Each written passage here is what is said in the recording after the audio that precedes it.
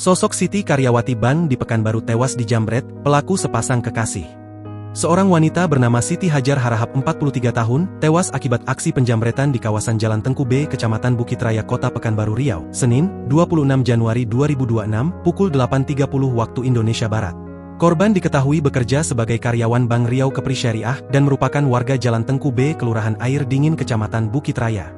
Disebutkan jika korban terjatuh dari sepeda motor dan meninggal dunia setelah sempat dilarikan ke rumah sakit. Kapolsek Bukit Raya, Kompol David Ricardo, mengatakan korban dijambret oleh dua orang pelaku yang kemudian diamuk massa. Kedua pelaku diketahui bernama Jaka Saputra 21 tahun dan Srilia Ningsih 26 tahun, warga Kecamatan Tenayan Raya, Pekanbaru. Pelaku merupakan pasangan kekasih, sebut David kepada Kompas.com melalui pesan WhatsApp, Senin, 26 Januari 2026. Menurut keterangan saksi-saksi, kedua pelaku menjambret korban yang saat itu mengendarai sepeda motor. Pelaku kala itu menarik tas korban, namun korban berusaha mempertahankan tas tersebut hingga akhirnya terjatuh ke aspal. Korban kehilangan keseimbangan saat mempertahankan tasnya dan jatuh ke badan jalan, kata David. Melihat kejadian itu, sejumlah warga langsung mengejar kedua pelaku dan menangkap mereka.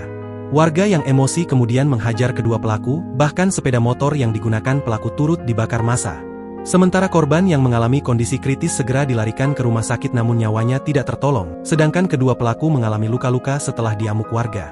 Pelaku Jaka Saputra mengalami luka di bagian pelipis mata dan kepala belakang, sedangkan Srilia Ningsih mengalami luka lebam di mata kanan.